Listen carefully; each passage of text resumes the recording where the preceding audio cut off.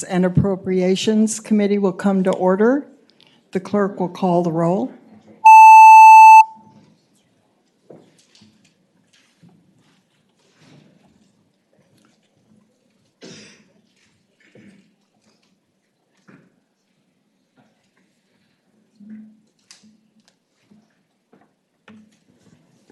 You have a quorum, Madam Chair. Thank you.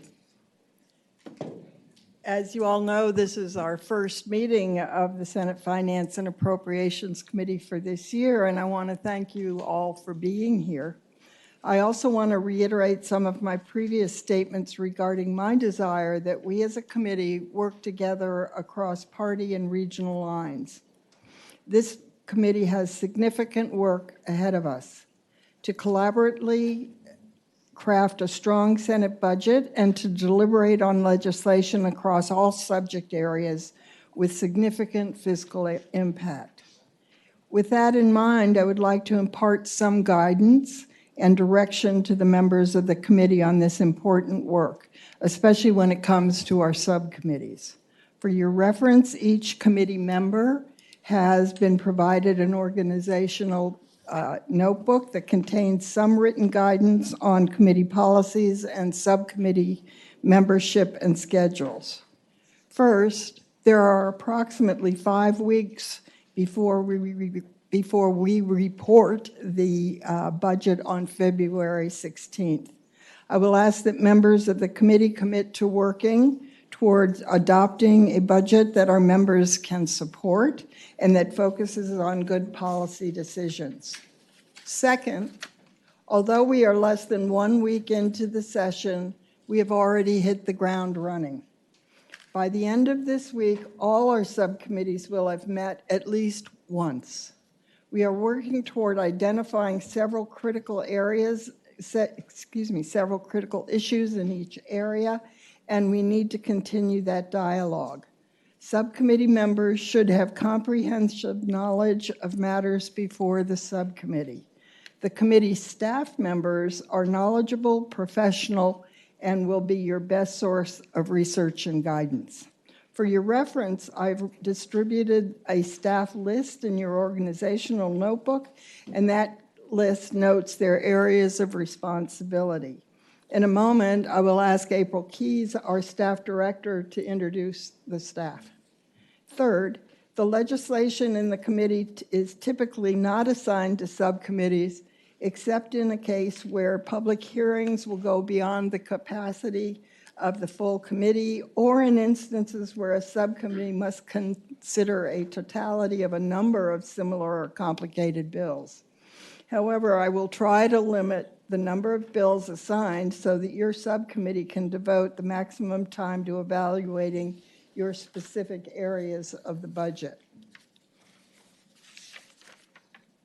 In addition to providing general guidance and coordination to the subcommittees, I will also constitute a resources subcommittee as needed to set priorities on how available resources are identified and used in the budget that we will develop.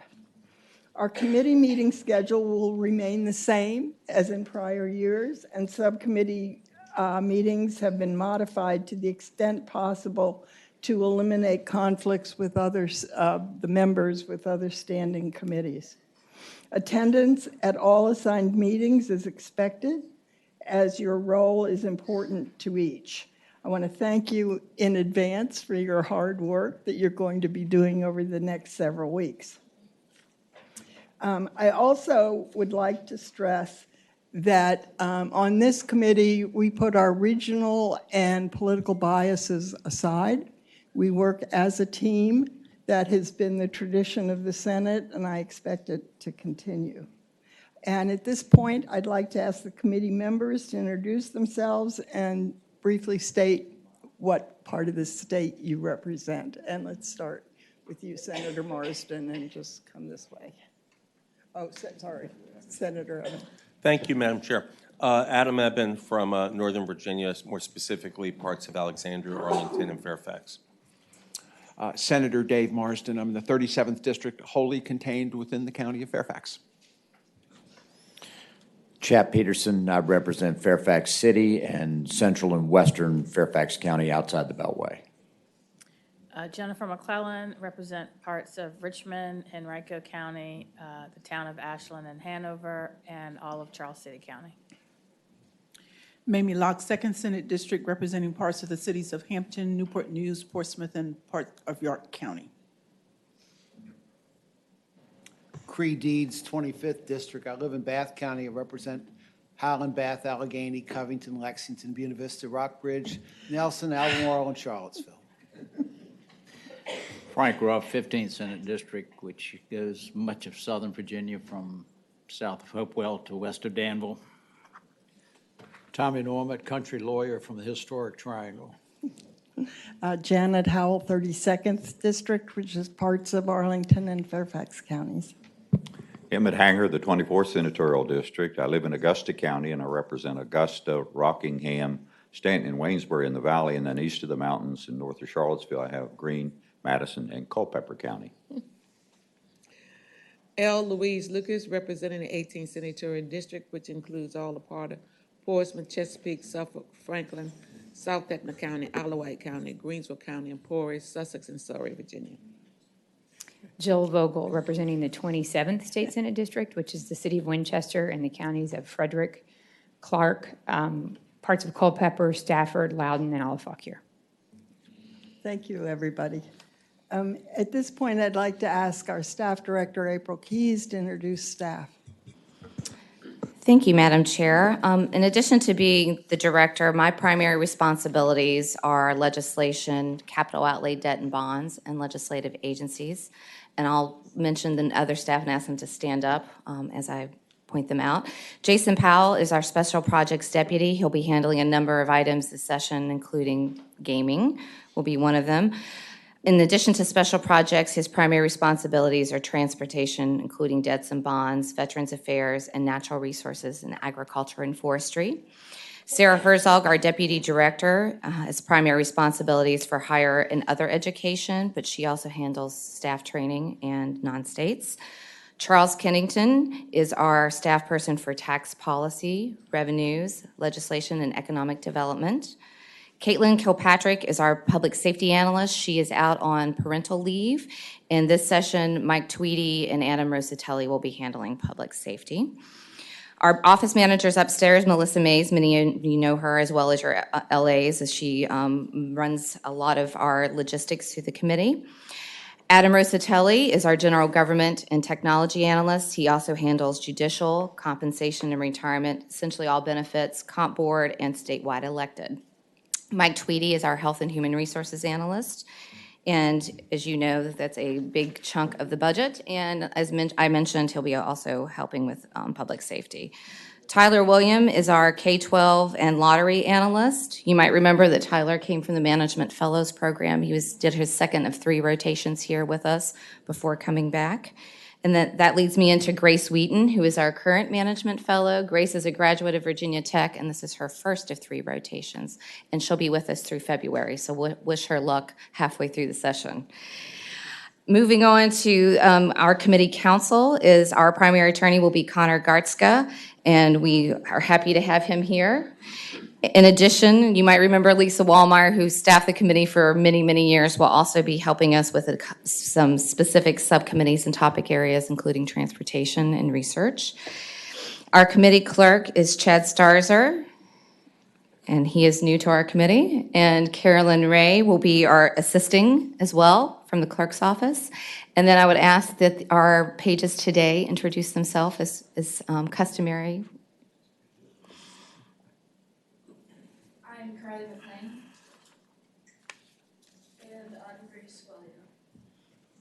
Thank you, Madam Chair.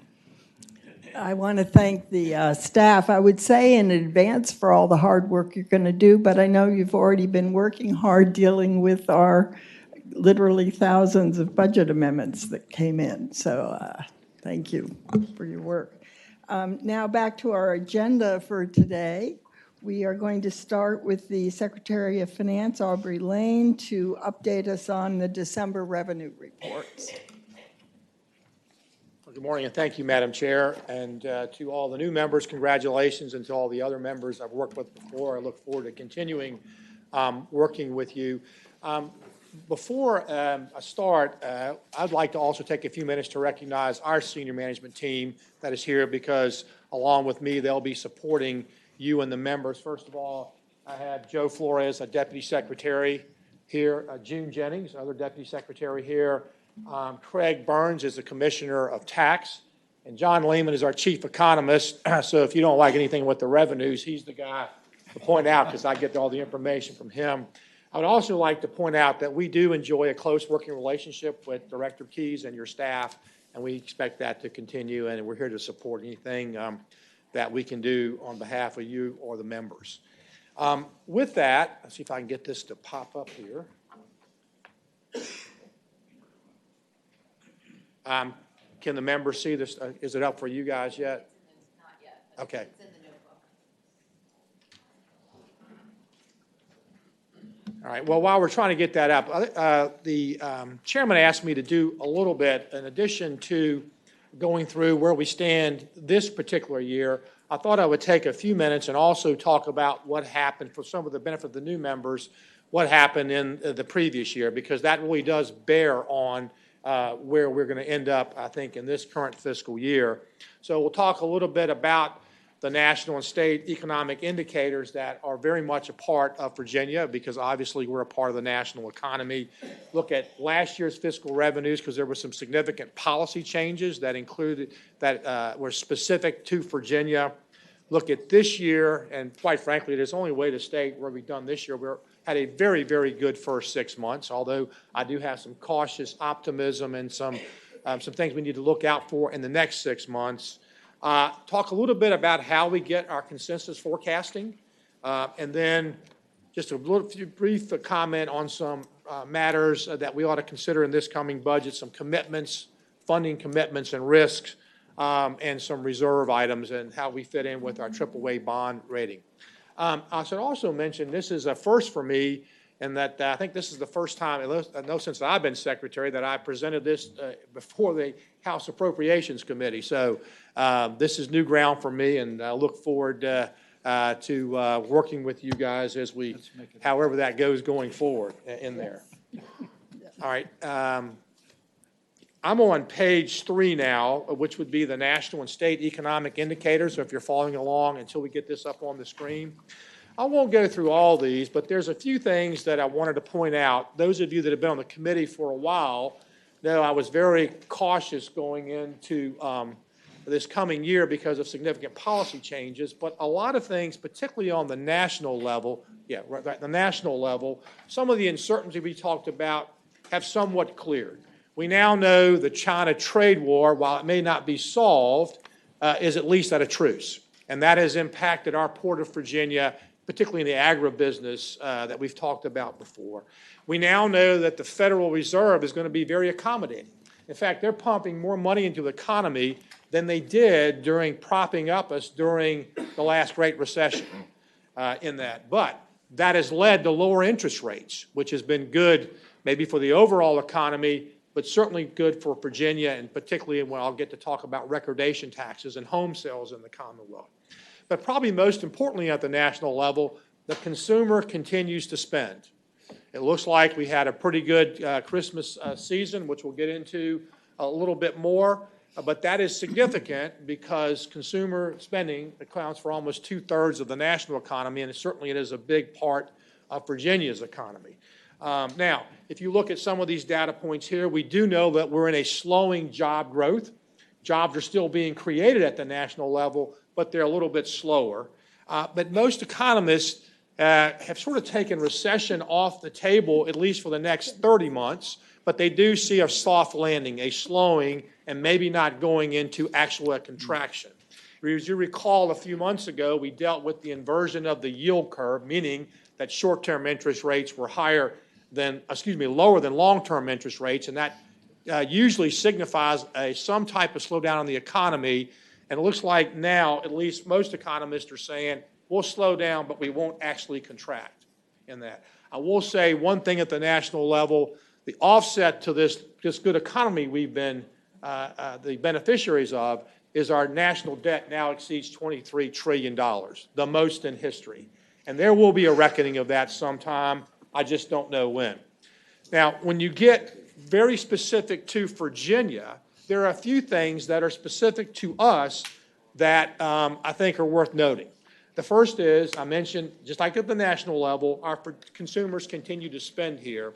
And a lot of that has to do with the legislation, and you will see this a little bit later in my presentation, about the Wayfair legislation last year that now captures internet sales. Because as we see consumers shift away from the traditional retailers, if we had not done that, that would have been a significant problem for us coming into this year.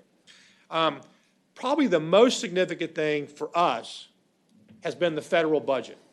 If you go back and look in early 2018, when the feds, for the first time in many years, increased or eliminated the cap, increased defense spending, but eliminated the cap on sequestration, that's when Virginia's economy, or at least our revenues, started on a fairly upward trend. And that has continued with the most recent budget that passed. That defense spending continues to hold up. In fact, they've been increased. And therefore, our shipyards in Hampton Roads and our defense contractors, particularly in Hampton Roads in Northern Virginia, have seen a significant increase in activity. Certainly, the Tax Cuts and Jobs Act that were at the federal level were a stimulus not only to the national economy, but to us. But more importantly, because of changes in our tax code, and I'll get into that a little bit later, or particularly in relation to the standard deduction, we had a windfall last year from that. And I'll talk a little bit more about that and how we dealt with that as I get into it. But certainly, we've made some taxpayer adjustments going forward, but that benefited our revenues. And of course, I mentioned again one more time the Wayfair legislation. And then the last thing I'll mention specific to us, there was just a little over a 3% increase in wages given to federal employees. That will be a big beneficiary to Virginia in that we have a very large number of federal employees that live within our state, particularly in the Hampton Roads area and the Northern Virginia area. So see some very positive things that are going to continue, at least in the short term, that should hold up our revenues. Now, I'll throw one thing out that just like at the federal level we're dealing with, and that the good news is our unemployment rate is at 2.6%. The bad news is that our unemployment rate is at 2.6% because we are facing a shortage of workers. And if you look at all the growth, which I'll get to later, that's come in our withholding tables, it's because of wage growth. We're only averaging right around 1% job growth. And a lot of that has to do with the low unemployment rate we have. We've taken some things that will offset this in the future with the tech talent pipeline and diversifying our economy with these new jobs. But in this current budget cycle, that will not be a major factor because of the low employment rate we have. It's going to take us a while to come through that. I should mention briefly that we have had an migration of workers after they leave college going out the state. So hopefully some of these things we've taken in will help reverse that because we're going to need that, particularly with Amazon coming in and others, not just in Northern Virginia, but across the state, if we're going to continue with job growth. The good news is I know working with the governor's office and the General Assembly, particularly economic development, you're focused on that. But that's one thing that may hold us back. Now, I mentioned where we ended up last year, and last year was very good. We had a surplus, and our general revenue fund grew at 7.2%. But I want to point out to you the blue bars over in February, April, and May. That's the last 5 months of the year, and particularly the last 3 months, where all the surplus came from. And that had to do with the Tax Cuts and Jobs Act at the federal level and us conforming to that for 2018 tax returns, and therefore that caused Virginians to pay more tax. Now, we dealt with that, and I'll get into this a little bit later, by giving a tax refund last year, and we now dealt with it going forward by increasing the standard deduction. But the key is that that was a planned surplus. We knew they were not in our revenue track, but we knew we were going to have these additional revenues coming in. Some of it related to actual wealth generation in the Commonwealth, people selling stocks or selling companies.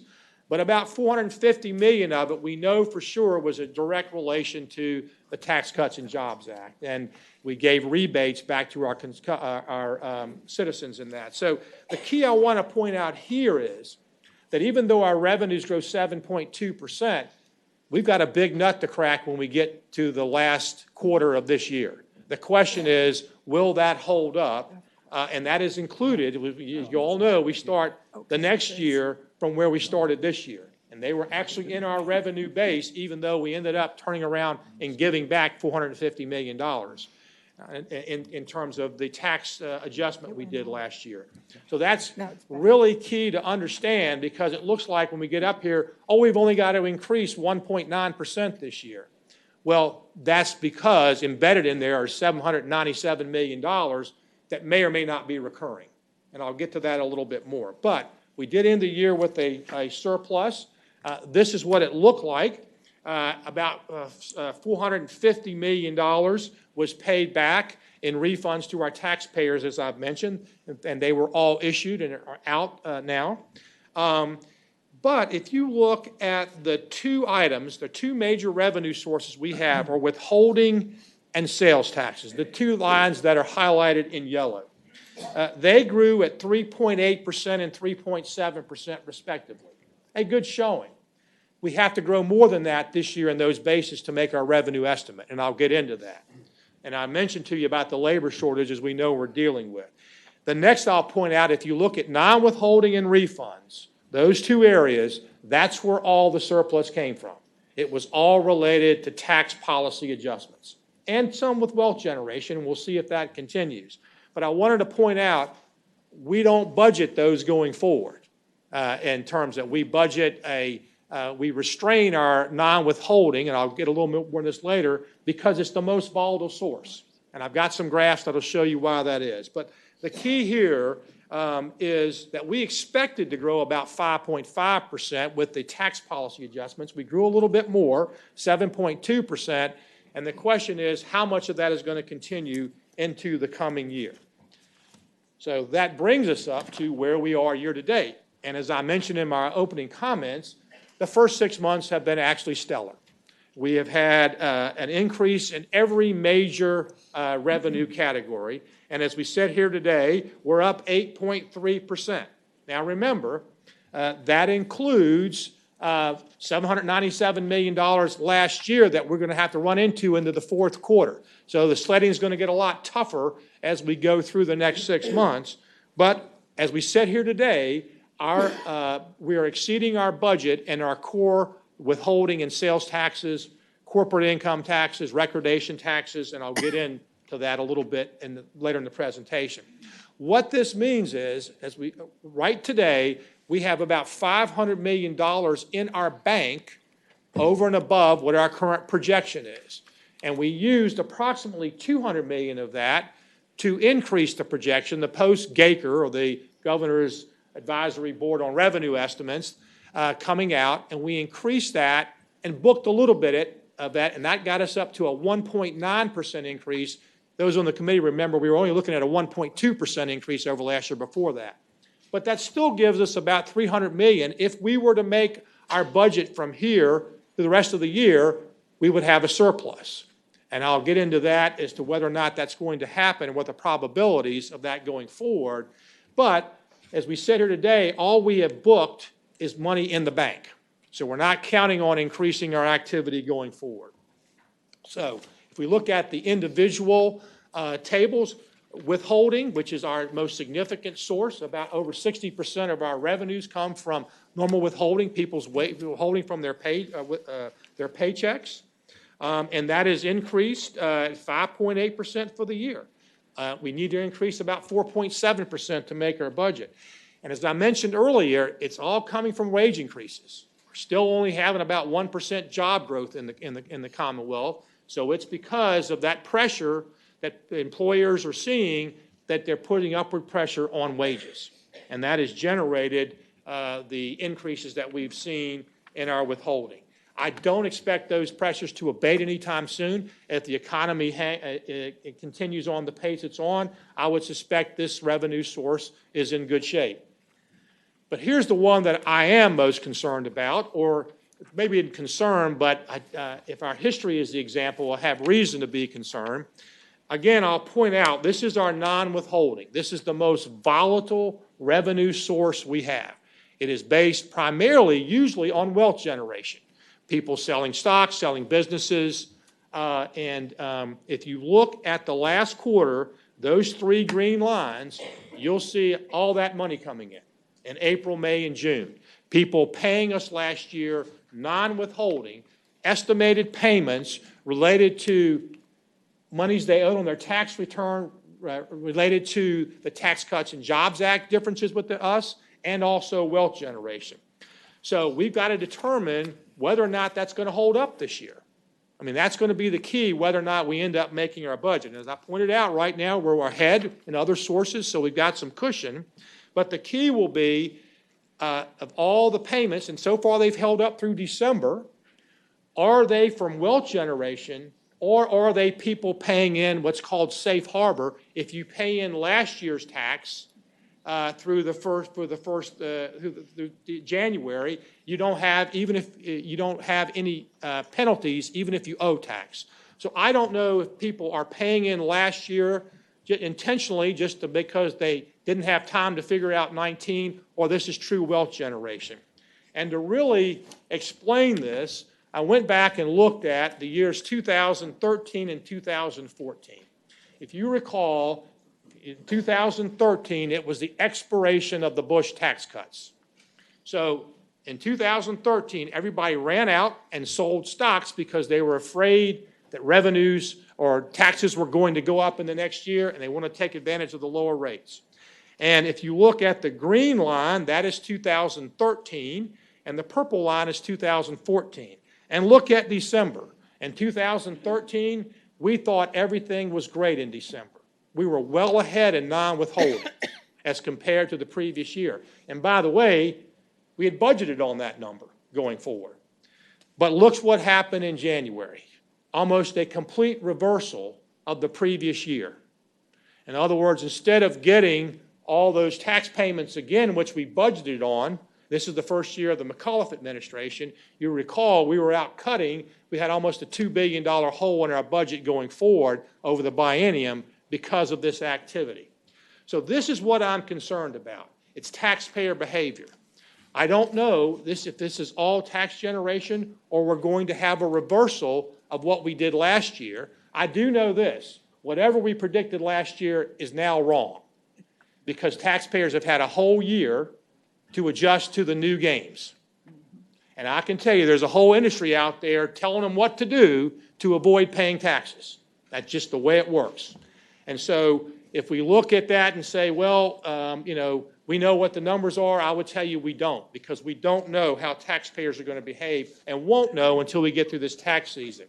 And here's another way of putting it numerically. It's about 1,000 taxpayers in the Commonwealth are going to determine whether or not we're going to have a really good year or maybe just get by with our budget or reverse.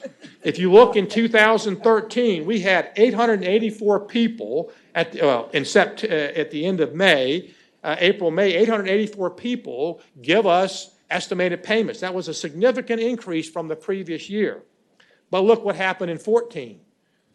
They didn't give us that money. In fact, they wanted some of it back because they'd paid us in too much. So here we are now in 19. At the end of 19, we had 1,195 people pay us all this money, $463 million. The question is that going to happen again this year, or is it going to be a repeat of our history? And if you go back and look at 2000, the last time we had this bubble, it did the same thing. So I don't know the answer to this, and that's why I am optimally, we're in a good year, but I'm cautious because I don't know the answer. And we won't know the answer totally until April or May. We'll get an indication in January. We want to get an indication in December, but you can no longer take state taxes on your federal return.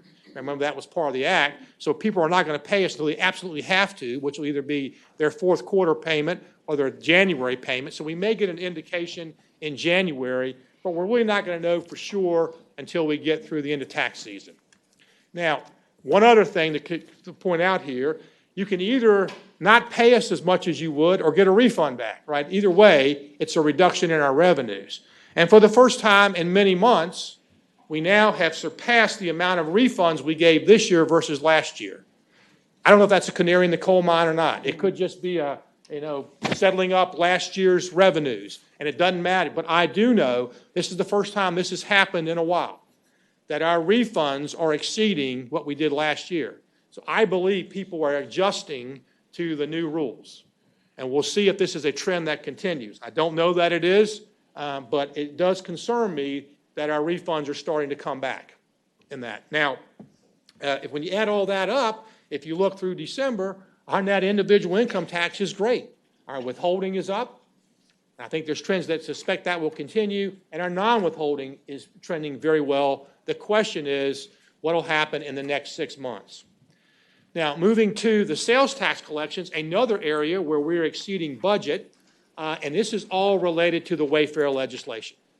The entire amount of increase over last year, and I guess I should never entire, substantially the entire amount of last year relates to the taxation of internet sales. We know we have 1,200 new entities that are paying us this, but on top of that, we know the consumer is shifting away from traditional retail, and you can look at the closures we see, into the growth, whether it's Amazon or Walmart now or all of them now, online sales.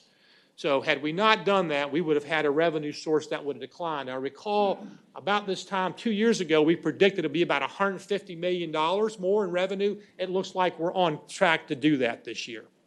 So I do believe this is one that's going to continue going forward and will do well. Now, there were some changes this year. You know, Thanksgiving was later. We have a week less between Thanksgiving and Christmas in sales. We won't know till January to see truly how we settle up, but I'm pretty comfortable that because of the Wayfair legislation, this is going to be something that I would say we'll make our budget on for the year going forward. We also had some net news, good news in net corporate income tax collections. They are running up. This is no way to predict this. I remember 2 years ago we were up and we thought we'd take some money, and then for the last 6 months, the corporations that paid year ends during that had lesser amounts. But if we do look at a mid-season forecast, reforecast, or look at any opportunities, this could be something that we might want to look at. But it is running ahead of where we projected this year going forward. So net corporate income tax collections are running ahead, and it's something we ought to pay attention to.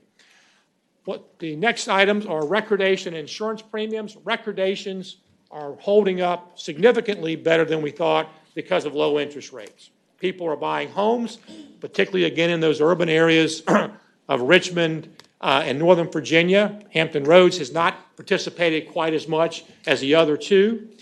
But we do know there's significant refinancings continue to go on, which we collect recordation fees. In fact, saw statistics the other day that people are actually refinancing at a higher rate. Now, they're still low historically, so you're going from 3 to 3.5, but they're financing at a higher rate to pull money out, even though they're lower. So I don't know what that portends, but I suspect that helps with some of the consumer spending that we've been seeing over this time too. But we know the Fed has been accommodating. They are now looking at, instead of raising rates, remember last year this time we thought rates were going to go up. They're now going to remain steady or maybe even ease a little bit. So I suspect this continuing to be a source for us, at least in the short term. The last thing is the insurance premiums tax. Of course, you know that's the insurance we write. I would just point out here that those insurance premiums are going up, the taxes are going up, and that means not only is the general fund participating, so is transportation trust fund. It's going to get about $15 million more this year than it got last year because of the increase in the insurance premium tax that we're collecting in that. So when you add all this up for the first 6 months, there's nothing to say that other than that we had a very, very good 6 months. And if you were to look at this chart, the item on the right, the second to last column, we can actually decline 3% per here and still make the revenues in the caboose bill. But if you look at that, look at withholding and sales tax. If you compare those two, withholding has to go 3.6% this year. It only grew 2.7% in the last 6 months last year. Sales tax, 4.2%, and I think it will grow that this year, even though last year only grew 2.4 because of the Wayfair legislation. But the key will be the non-withholding and the refunds. If they're only down 14%, we're going to be good. If they're down 20, 25%, we've got a problem. And so that's really what we're going to have to look at going forward in terms of where we stand. So I personally think we're on a good track. Taxpayer behavior will determine whether or not where we actually end up.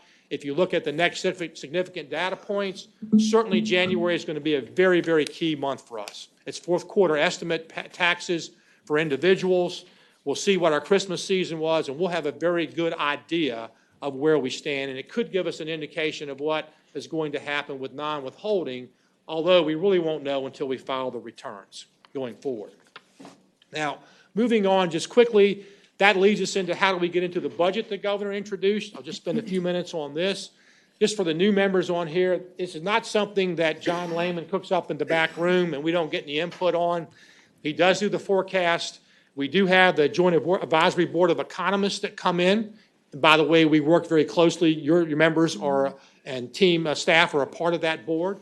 We have economists that come from both the Commonwealth and around and give us indications as to where they see Virginia. The biggest thing I'll say they said this year is they do expect Virginia to continue to trail the national economy. They did not see us growing faster than the national economy this year. From that, we then go into the Governor's Advisory Council on Revenue Estimates, and many of you as members are on that, where we invite businesses from around the Commonwealth to come in and give us their anecdotal information. And we have another look at what happened in October and November, and that's when we decided, working with you guys, that we could add a couple $100 million to the forecast for this year, and we did increase it slightly going into this session. But we did, in fact, this is, again, wanted to just point out, it is not anything that we do on our own. It's a collaborative effort. These are some of the statistics that went into that effort. I'll just point out, if you look at employment, we're still shown as growing slightly less than the national economy in terms of job growth. In fact, you're getting down to, you'll see a slowing job growth. This anticipates a soft landing going forward. And again, our worker shortage is probably the biggest thing that we're dealing with here. And when you land all that up, if we were to make the December for this current year, this forecast, that would lead us to be able to then say the next 2 years that we forecast on, we know we're coming from a good base. And that's what this slide, before we get into that, I just wanted to show you this past year, the reliance we have on individual income tax and state sales and use tax. I mean, we are well over 85% coming from these two sources. So we're very, very dependent on the economy. We are very dependent on the economy. One thing that shelters us is our reliance on defense spending if we go slow down, because we are slower going out than we are coming in. But that leads me just to get into where the governor's introduced budget is. I know you're going to have more specifics on this. But I wanted to point out, because there's been a lot of media about how much it's growing, we're only projecting 2021 to grow at 4.3% after revenue transfers and everything, and 2022, 3.6%. And if you look up at the withholding, we're expecting that to grow around 4% each year, and sales and use tax, we're actually said was going to decline as a result, because we'll have gotten over that hump of the internet, and we think there'll be some slowdown in the economy. So I want to push back a little bit. I think we're pretty conservative if we attain this year's revenues on the growth in the general fund, at least on the revenue side. One important thing to point out here, we have over the years, or at least the 2 years that I've been here, the governor working with the General Assembly, we've put substantial monies into our cash reserves. And this, we will, if we go through this budget and we attain it over this, we'll end up with a little, approximately $1.9 billion in reserves, a little bit over 8%. That was a long way in helping us get off the watch list for our rating agencies, and so that has been restored. We're the only AAA rated state that's been around for 81 years, and we hope to continue that. But I'd also point out, as important as this, they don't have a problem us taking money out of reserves when our economy is going down. What really got us on that list with them we were taking money out of reserves where our general fund revenues were growing. And that is an unstable situation. That's what really got their attention and put us on that. And the budget you have in front of you, and I know you'll be working toward, is structurally balanced, meaning we're only using ongoing revenues to support ongoing expenditures going forward. And that's one thing I know your staff is very keen about looking forward. And finally, Madam Chair, I'll just wrap up. These are some of the things that we used in determining the budget and some of the things we knew about. I won't go through them all because you've heard about them, but I will just point out that we've got to grow about 3.5% each year just to keep up with the current programs in place. And that's so I know we're on a good trend and stuff. That's what, sort of the other side of structural balance. We need to grow about that just to support the policies we have in place. You know about some of these. We'll point out is the lottery. We continue to see losses in our lottery because of gray machines and the unregulation of those machines.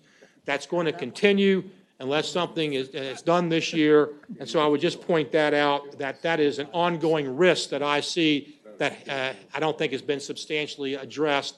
And that could hurt, particularly education spending, if that's not addressed. So, Madam Chair, that's a little bit of history, where we stand today, and I'm happy to answer any questions at this time, if there are any. Are there any questions for the Secretary? Yes. Senator Norman. Thank you, Madam Chairman. First, just a nonpartisan comment. When I was teaching in law school, I said that words mean things. And I would encourage you to be very circumspect when you put the word surplus out there, because Yes, sir. in the minds of some people, Excess of revenues over that expenditures. suggests something that's maybe not entirely accurate. But because we have a number of new members on the committee, from a tutorial standpoint, would you like to speak just briefly about Gaker and standard, standard plus, and standard minus, just so Yes, sir. get a sense what that's all about, sir? So we'll go back here to the, let's see, here. Yes, sir. What happens is when we first go, we come up with our forecast, and we first go out to the Joint Advisory Board of Economists. And John prepares what's called a standard forecast. And from that, we also prepare what's called an optimistic and a pessimistic forecast. And we go through and by itself, I say John, IMS, I believe, is the actual the national economist that we use, although he didn't give me a lot of comfort this year when he started out. He said, we really don't do forecasts. We just do scenarios, and you pick which one you think is going to happen, because there was so much uncertainty in the economy. But their standard forecast is what we started from, and after meeting with them, they all voted for the standard minus. They thought there were significant risks in the economy, and we were not going to continue, or we were going to continue our trend of not achieving the national economy run rate. So that became then the standard that went to the Governor's Advisory Council. The reduced amount went to the Governor's Advisory Council. And the majority of them voted for the standard, but had a little more optimism because we'd seen another month of receipts, and some of the things like the trade deal and other things were starting, and we knew the Fed was going to pumping money into the economy. They felt a little more, and that's what led us to the post-Gaker adjustment, the increase of the $200 million going forward. So it's very important, and I tell you, that is key to our rating agencies, this governance structure we have, where we don't just use it's not just politically generated, there's political input, but it's outside economists, business leaders, in addition to the political leaders coming together to come up with a consensus. And that is a significant issue for the rating agencies and how we budget. That and the fact that we must, unlike the federal government, we must balance our budget so they know at the end of the day that we have to have a balanced product. And typically, our revenues have been conservative. If you go back and look at a history, we've been within less than 2%, John? Yeah, 2% difference over the years, and that's with good times and bad in terms of predicting. The one time in the short term that we really got in trouble is with that non-withholding back in 2013 and 14, and we projected that going forward. We didn't get it, so that's why we have what's called a collar around that that keeps us from increasing that unless it grows in relation to other parts of the revenue source. So that's how that process works, and many of you will be a big part of that process. Does that answer your question? Yes, ma'am. Yes. Thank you. Senator Eben? Thank you, Madam Chair. Mr. Secretary, thanks for the presentation. I'm going to get with Jason on this offline, but I wanted to ask if your secretariat does analysis, especially with the gaming issue that seems to be gaining a lot of steam in terms of its impact on the lottery, but particularly beyond what we got from JLARC, what kind of revenues it may bring in with different scenarios? We were part of the JLARC. And so from a revenue standpoint, we pretty much agree with what they have said. Actually, I would think, if anything, they're conservative, quite frankly, in that. I also have heard from various members of the gaming industry, and I would just point out to you that every time we meet, they offer more. And that's because their revenues are increasing, and I think a lot of that has to do with your actions down here as we go forward. So I don't have any better estimates other than I would suggest to you they are conservative based on that. In terms of the lottery, Senator Eben, I don't know if you receive, I know, the lottery letter in this past month.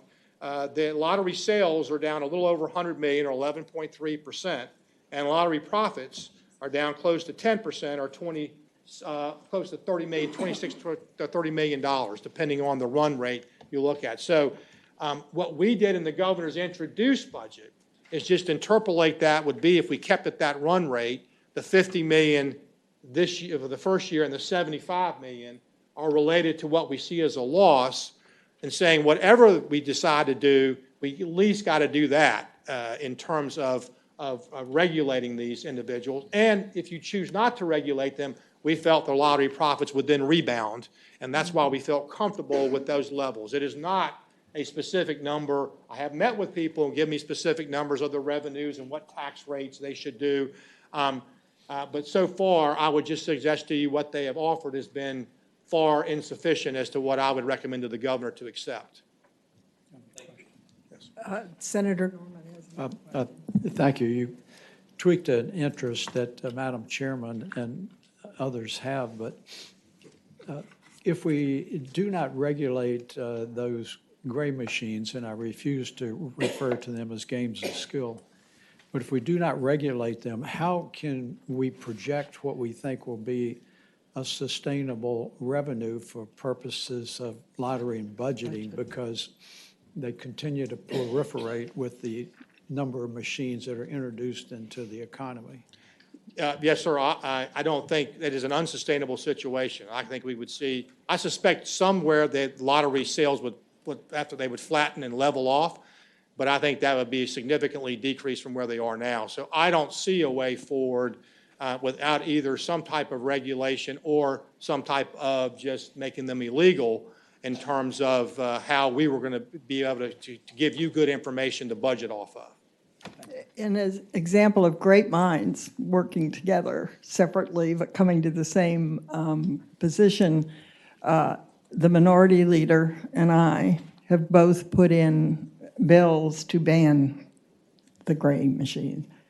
And that is a viable option for us as a body. So anybody who wants them needs to make very serious and more generous than you have offers. And the governor's position is he's going to work with the General Assembly. He did put in there that be some type of regulation, but as I explained to you how we got to those numbers going forward. Thank you. Is there any other question for the Secretary? Thank you very much. Thank you, Madam Chair. I look forward to working with you. Several of you came in a little bit late, and I apologize. I didn't realize a subcommittee was continuing to go on.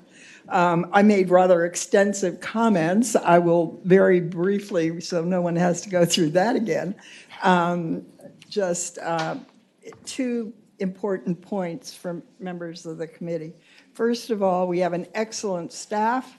They work night and day and all weekends for us. They welcome that work, and please rely on them. You're not going to find any more knowledgeable people in the building. And secondly, this committee has always been nonpartisan. I am certainly going to insist that it continue that way.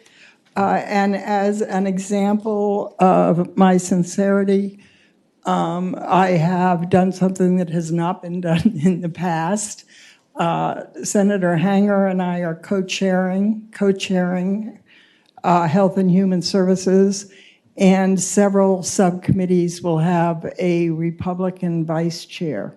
So I hope everyone is going to be able to work together to make sure we have the very best budget for Virginians. Okay, our next thing on the agenda is a summary of the budget from our staff. Thank you, Madam Chair. The presentation is behind tab 6 in your notebooks. And I will apologize in advance because I'm going to guess that we're going to have just some slight differences in font and resolution in here, and so some of our slides might look a little bit different. For the members in the audience, you can also see it posted on our website. And I did want to mention that we do have a really great group of staff here, and if you have questions on any topic, please let us know. If you're unsure of who to ask, please let me know, and I'll make sure you get to the right person. I mentioned that Jason has special projects, and gaming would be one of them. There's going to be an interdisciplinary team on that, including Tyler Williams, who's our K-12 analyst, and who was at JLARC when they were doing that study, and likely Sarah. There's some other things, like Madam Chair has a research bill that's going to impact economic development and higher ed, so that will go across several staff members as well. But please let us know if you have any questions either on this or other topics. Continuing, this is just a presentation outline, and again, this is where the font's going to jump around and go a little crazy, but we're going to go through the overview and resources area first, and then we're going to go by subject area, and then I'm going to come back up at the very end to talk about capital outlay very briefly. There are 2 proposed budgets this time around, and in the long session, you've got the caboose bill, which is Senate Bill 29, and those are amendments to the current biennial budget. That's for the last 6 months, or by the time you pass the budget, less than that, of this fiscal year. It is going to reflect that 2019 revenue over what we appropriated in adjustments and based on the fall forecast there. So it will be effective when signed by the governor. For the biennial budget, which will be fiscal years 21 and 22, that's the brand new big bill, and it will address spending requirements over those 2 years, and it goes into effect on July 1. Just some key themes to think about as we talk about this budget. There are some good first steps and beyond in improving that cash liquidity that Secretary Lane talked about. There's some deposits to the rainy day fund and the revenue cash reserve. There are traditional things that are quite large, like the updates to the K-12 re-benchmarking standard related to standards of quality and then enrollment increases. There are some new investments related to education with school counselors, early childhood education, that 3% teacher salary increase, community college affordability, which is referred to as G3, and Sarah will talk more about that. Another one of those typical items is Medicaid utilization inflation. There's some significant investments there, and then some additional new investments in community-based behavioral health services. Other significant investments include water quality, land conservation, and affordable housing. There are also some large numbers related to some savings from non-general fund taxes to offset some general fund expenses. And as we go through helping you develop the Senate budget, we'll talk about a number of those because there are some things where there's some legislation that potentially will impact the swings of the monies that are booked for those. So I'll move on and let Charles talk about resources in more detail. Thank you. Good morning, Madam Chairman. Going on to the caboose bill resources. Senate Bill 29 includes an additional $461.4 million in general fund resources, which results from an upward revision to the fiscal year 2020 forecast of $147.8 million, a net balance adjustment totaling $282.7 million, and a net increase in general fund transfers of $30.9 million. The caboose bill also includes net spending reductions of $94 million and an unappropriated balance of $7.6 million. When combined, these actions result in a carry-forward balance that totals $563 million. This slide just summarizes the changes in resources. Staff can provide more information if desired after this briefing. A more detailed description of the resource changes is also included in the narrative summary, which is posted on the committee's website. This slide provides a summary of the major spending and savings actions proposed in Senate Bill 29. You'll hear more about each one of these later in the presentation as my colleagues come to the lectern. Moving on to Senate Bill 30, in the biennial budget, general fund growth is assumed to be 4.5% in the first year and 3.7% in the second year, as the Secretary mentioned. And these are based on the advice of the Joint Advisory Board of Economists and the Governor's Advisory Council on Revenue Estimates. Also, as the Secretary mentioned, built into the forecast is the assumption that economic growth will continue at both the national and state level, but Virginia is expected to grow slightly lower or sort of softer growth in Virginia than compared to the nation. Also embedded in the forecast is a continuation of the non-withholding collar. This collar is an adjustment that's applied to non-withholding forecast, which is intended to correct for large variations in non-withholding tax revenues. Applying that collar lowers the forecasted revenues by $227.1 million in the first year, $235.3 million in the second year. That's equivalent to 1% of the general fund each year. In addition, there are some proposed policy changes that impact general fund revenues. They are expected to add $42.1 million over the biennium. This slide just summarizes the general fund revenue projections and policy adjustments, which I mentioned. Combined, the introduced budget assumes general fund revenues of $46.2 billion over the 2 years.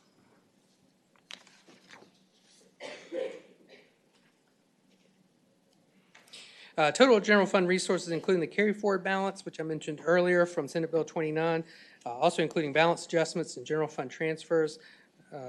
Total resources total $48.2 billion. Proposed spending is $2.7 billion over the base budget, which results in an unappropriated balance of $13.7 million. April mentioned the non-general fund tax policy changes. This slide summarizes these for you. Included are $250 million from a proposed increase in the tax on cigarettes and other tobacco products. $125 million over the biennium is assumed to result from net terminal tax on gray machines. There is also the assumption Madam Chair. Yes, Senator Peterson. The terminal tax on games of skill, which I assume it does not refer to darts, is that pending legislation? What exactly is that? Well, Madam Chairman, this is what Secretary Lane was just talking about.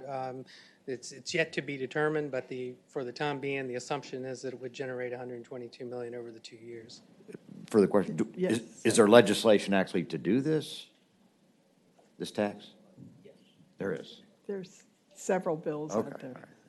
While we interrupt you, could I? Yes, go ahead, Senator Norman. While you're making the presentation, again, recognizing we have some new members, would you just briefly say what you talk about when you use the word transfers, what you're talking about? Sure. Madam Chairman, Senator Norman, transfers are That's fine. That's good. in the Appropriation Act. Items are transferred, so sums are transferred from non-general fund accounts into the general fund account from things such as ABC profits.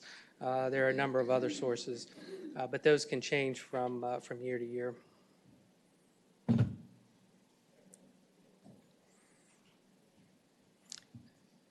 The next item on this the next item on the table is proposal to reduce general fund recordation tax transfers to transportation. In fact, there's a package of proposals related to transportation that are assumed to generate $122 million in non-general fund revenues. If these policies are adopted, they total $497 million in new non-general fund revenues that would free up a like amount of general fund revenues for appropriation.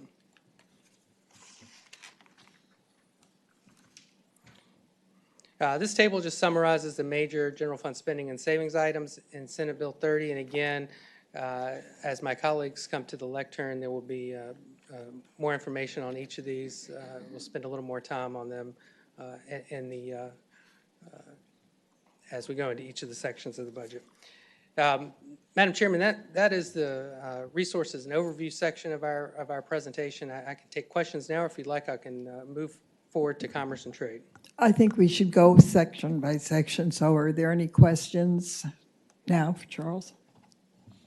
Okay, we can move on.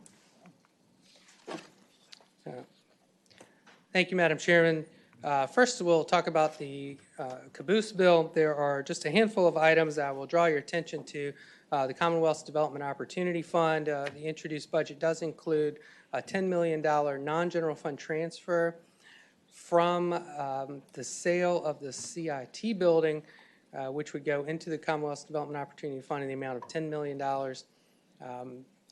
The general fund appropriation in this item is $19.8 million, so a significant increase. Secondly, I will mention that the caboose bill does include language that would, removes language that would direct the first $40 million of sales and use tax to the major headquarters workforce fund, which is a grant fund set up for the Amazon HQ2 project. And Madam Chairman, there is a typo on here in parentheses. What this should say is that this language, although it is written to the caboose bill, the impact does not just impact FY 2020. Moving on to the Housing Trust Fund, the introduced budget includes an additional $7 million deposit, which would bring it to $14 million in the current fiscal year. Madam Chair, Senator Evan. on the Housing Trust Fund, we're putting deposits in, and I know the governor's proposed a much larger amount for this year.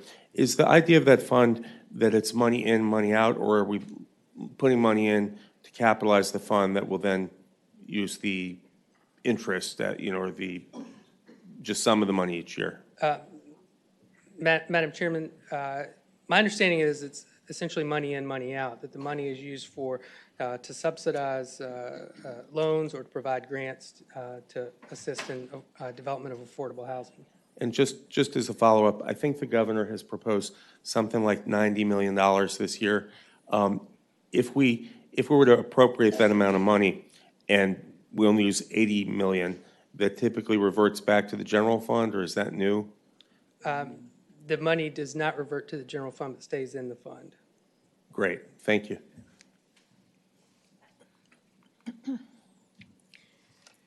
I'm going to move now to Senate Bill 30 for the area of commerce and trade. The introduced budget does include net increases of $47.8 million in the first year and $64.3 million in the second year. Those are increases of just under 25% in the first year and 21% the second. This slide summarizes the items in the Economic Development Incentive Payments Holding Account. I will draw your attention to the items where there are funding increases. On the third line, the budget proposes an additional $7 million from the general fund over 2 years for the Motion Picture Opportunity Fund. That would increase it from $3 million to $6.5 million each year. There's a $3 million general fund increase to the Aerospace Manufacturing Performance Grant Fund, which is Rolls-Royce in Prince George County. There's a proposal to increase by $2 million general fund each year the Virginia Jobs Investment Program. These are business incentive grant fund. That would bring total funding to $4.7 million per year. There is also $20 million from the general fund for Micron in FY21. This is the second of 2 payments pursuant to legislation that was enacted last year.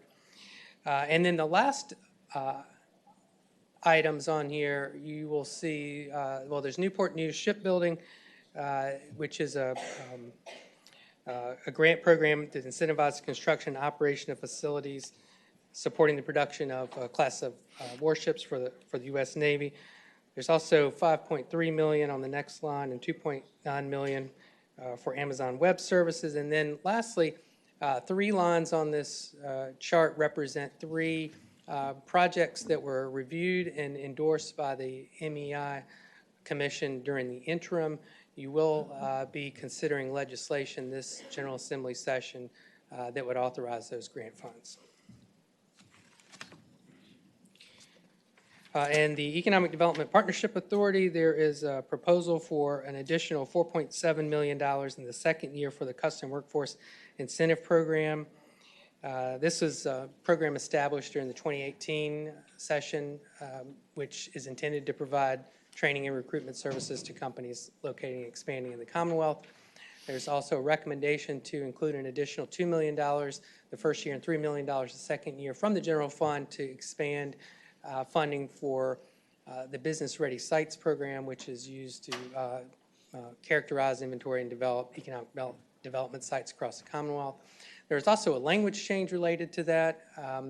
Specifically, there was notwithstanding language in the budget that allowed the use of the funds for sites equal to 25 acres or more. That was removed. Also removed was language that would require, if a project received Business Ready Sites funding that was owned exclusively by private interest, that the money be reimbursed to the Commonwealth if the property were sold. Language was removed. On the next slide, I just highlight increases to the Housing Trust Fund and broadband. The introduced budget recommends increasing Housing Trust Fund by $56 million over the biennium. That would bring it to $30 million in the first year and $40 in the second.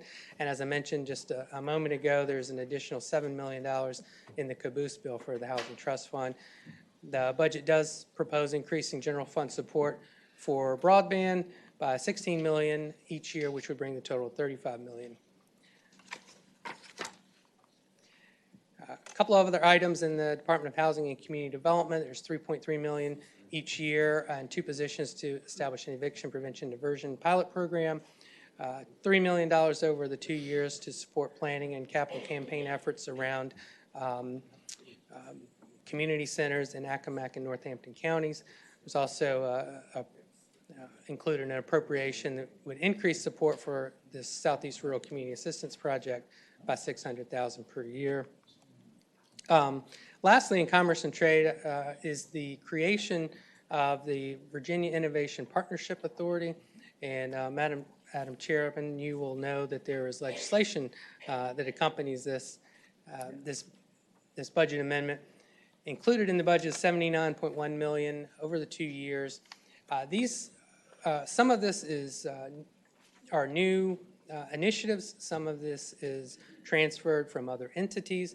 And the table that you see in the presentation represents staff's understanding for what the governor's intent is. Some of the items are not specifically mentioned in budget language, but based on our conversations with the Secretary of Commerce and Trade, this is how we understand it to be implemented.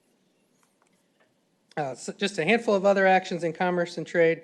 There is a proposal for $1.7 million each year to add additional occupational safety and health officers at the Department of Labor and Industry,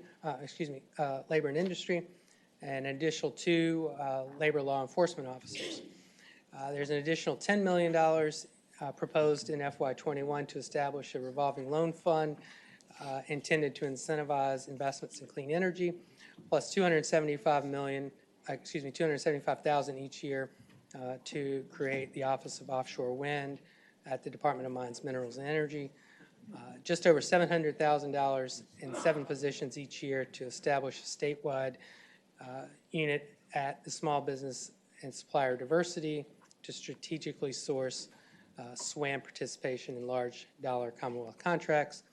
And there is an increase of $3.5 million each year for the Governor's Motion Picture Opportunity Fund, which I mentioned earlier. There's also language around the motion picture production tax credit, which is a related film incentive. Madam Chairman, that is the end of my comments with respect to Commerce and Trade, but I'll be happy to take questions. Are there any questions for Charles? Thank you. Thank you.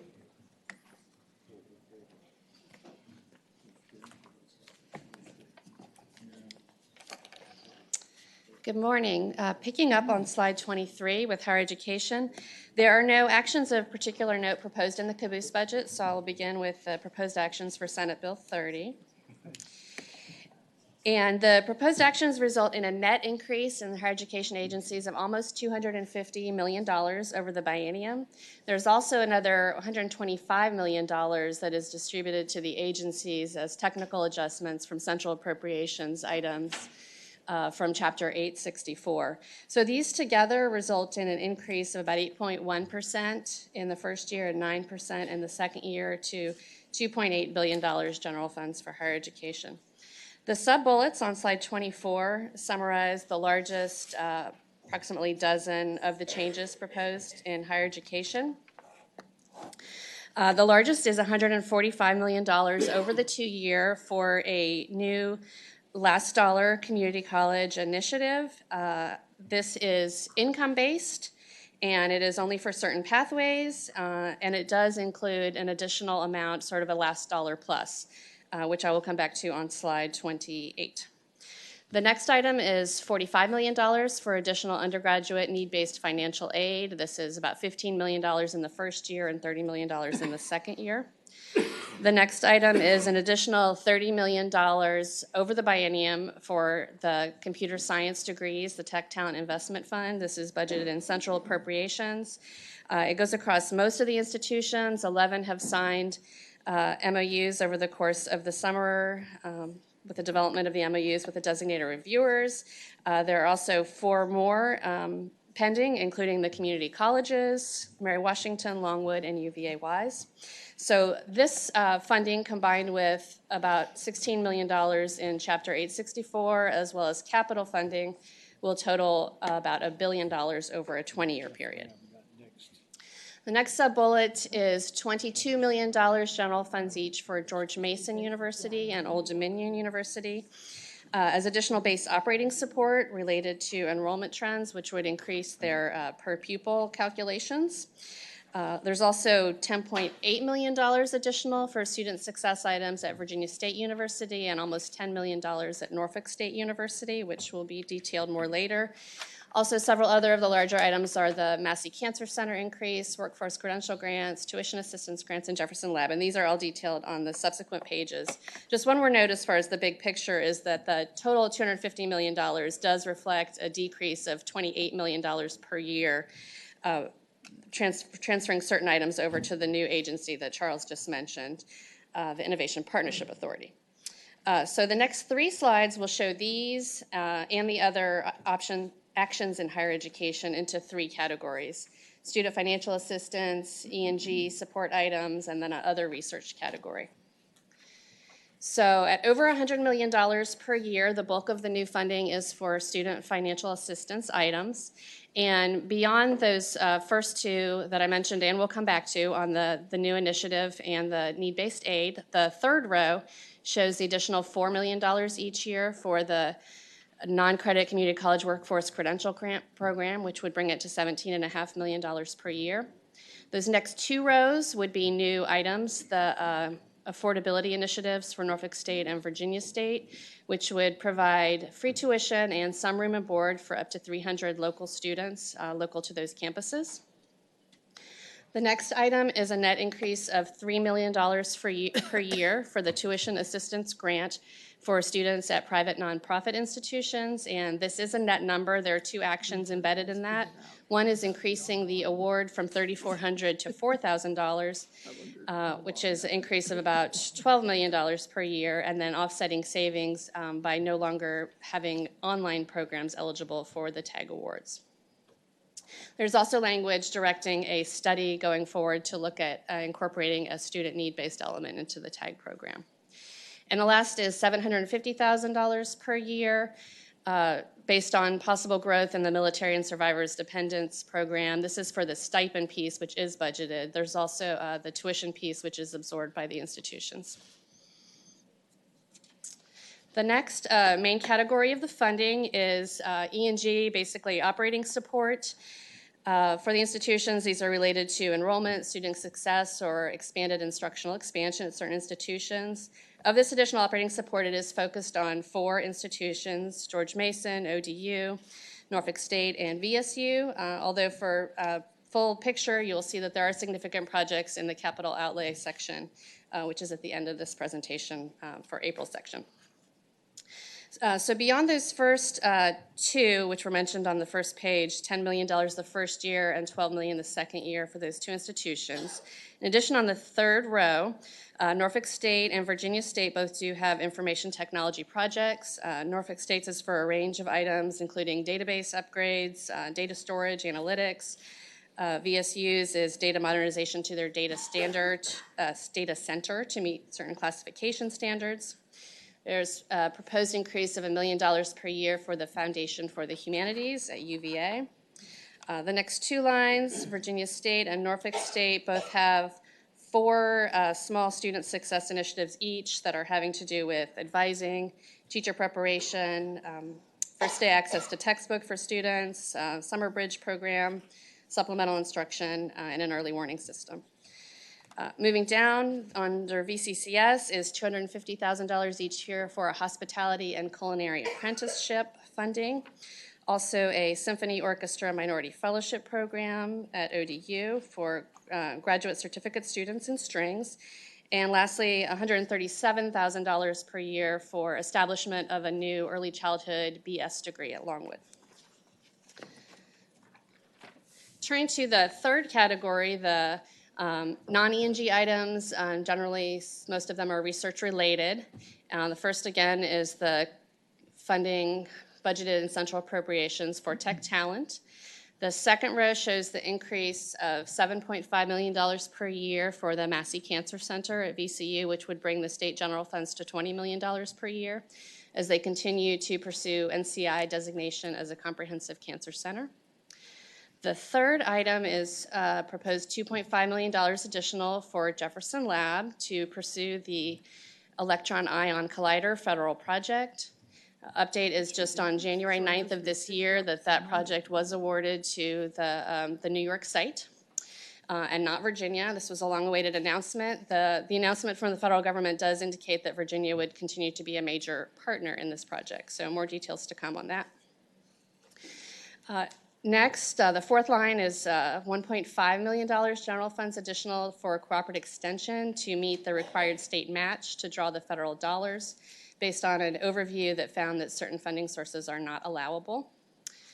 Moving down, there is proposed $1 million each year for a new appropriation to Montpelier through JMU for research and programming. Also an increase to the current amount for focused ultrasound at UVA. There's another smaller item for Jefferson Lab related to the existing amount for the Center for Nuclear Femtography. This would bring the total amount to $1.25 million per year for that piece. There's also a proposal for $250 million for the Virginia Institute of Marine Science for saltwater fisheries survey, having to do with VMRC federal funds related to their division between freshwater and saltwater. Those last 2 items, one is a continuation of $4 million, which was included in Chapter 854 for a new Hampton Roads Biomedical Research Consortium. This is budgeted in central appropriations. As well, Charles included on that slide the Virginia Biosciences Health Research Corporation, which is slated for an increase in the second year under the new proposed agency. So with that overview, just coming back for a couple additional details on the last dollar plus, if you will, community college initiative known as Get Skilled, Get a Job, and Give Back. This would cover remaining tuition fees and books for students after their federal Pell amounts, after their regular state financial aid, for students that have family income of 400% of the federal poverty level or less at selected pathways in high-demand areas, which would be determined by the Chief Workforce Development Officer. They are not named in the budget language, but the indications have been that these would be in the areas of child development, law enforcement, construction trades, and health professions. There are 3 categories of funding within that total. One is for the grants themselves for that last dollar cost of free tuition, fees, and textbooks. Also, a student incentive grants. This is where the plus piece comes in for up to $1,000 per semester or $2,500 per year for full-time students who are full Pell eligible only. So not all the students that would be within that under 400% of poverty eligibility. And then lastly, a smaller piece of it is for performance payments to the community colleges when the students that qualify for that number 2 reach 30 hours and also earn a degree. They would get a $500 bonus at that point. So that is a much smaller piece of the total. Some of the requirements include submitting the federal financial aid form to ensure that the federal dollars are go first to make the last dollar go farther. They have to agree to complete the community engagement requirements, the give back piece of 2 hours per credit hour. So if it were 12 credit hours, it would be 24 hours per semester. Certain GPA requirements consistent with federal requirements and making reasonable progress toward completing within 3 years. And slide 29 shows the by institution distribution of the additional need-based undergraduate financial aid. And this is based on the formula that I mentioned at the annual meeting. Chev gathered a work group this year and had a report in November 2019 that recommended a few adjustments to the current partnership model, which does include using expected family contribution rather than previously there was an artificial alternative minimum included. This also uses the sector average cost of attendance rather than the by institution cost of attendance for all the institutions, and there's also additional bonus for low-income students. There is no language, however. The report did contemplate further work regarding awarding practices in the second year for more consistency on that with institutions, but that's as far as it is at this point. The next slide, wrapping up higher education, there are a few language items, including expanding the membership of the 4VA initiative. It's also language that would exempt UVA-Ys from an internal indirect cost requirement related to their auxiliary and ENG for a temporary period of time. There's language having to do with binding arbitration for institutions that have challenges with some of their sponsored research agreements, and a temporary change to the performance measures for level 2 institutions that Chev has recommended. And there's just a couple of items in other education before I wrap up my section. The proposed budget includes additional $4 million per year for grants through the Commission for the Arts, which would bring it up to about $8 million, or roughly $1 per citizen of the Commonwealth. There are some other small items in there. I just also note that the Museum of Natural History in Martinsville has been moved over to the Secretary of Education, consistent with executive order signed in May. And that completes my portion of the presentation. Are there questions for Sarah? Thank you. Good, thank you.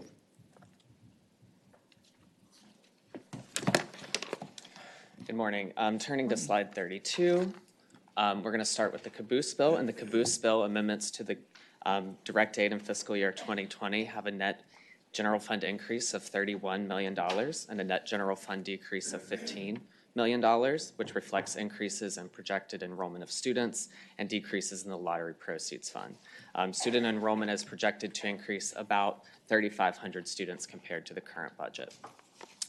Now turning to the governor's proposed budget for the next biennium, direct aid to public education totals $14.3 billion in general fund spending over the biennium. This is a net increase of approximately $455 million in the first year and $788 million in the second year, for a total increase of $1.2 billion general fund compared to the base. As dollars per pupil, the proposed general fund budget increases the per pupil general fund amount by $324 the first year and $240 the second year compared to the previous budget. So looking at the proposed $1.2 billion over the biennium, it includes the technical adjustments for rebenchmarking at $852 billion over the biennium. There's $145 million for the state share of a 3% teacher and support staff salary increase in the second year. There's $93 million general fund over the biennium and additional VPI spending that I'll have a later slide detailing all those actions. There's $43 million for the state's share funding for school counselors pursuant to the standards of quality, ratio, and code. This would include elementary school counselors at 1 for every 375 students, middle school counselors 1 per 325 students, and high school 1 per every 300 students. Chapter 854, the current budget, provided funding to phase in this lower statutory ratio. Additionally, the governor proposes in the second year $57 million to fund the state share of 1 counselor per 250 students in every school. There's $53 million over the biennium to increase the at-risk add-on funding upper range increment from 16% to 23% the first year, and then to 25% in the second year. There's $28 million over the biennium to fund the state share of English second language instructors at 1 instructor per 50 students. There's $11 million over the biennium to support free school meals for students receiving reduced priced meals. There's $5 million over the biennium to provide hold harmless funding to the school divisions that would have received less state funding compared to the current budget, even after rebenchmarking. There's increased general fund support for the Communities and Schools program, the Great Aspirations Scholarship program, and Jobs for Virginia's graduates. The governor then provides $2.5 million over the biennium to the Black History Museum and Cultural Center, and $2 million over the biennium to the American Civil War Museum to support field trips for students to these museums and support standards of learning. There's also a transfer of Virtual Virginia to the DOE central office, and then there's the non-participation rate from preschool, or in the VPI program, that results in $43 million in savings. This table does not note the $125 million appropriation for the non-general fund revenue from gray machines that is allocated as a per pupil allocation. Looking at rebenchmarking, rebenchmarking totals about 852. These numbers are similar to presented at the November annual meeting.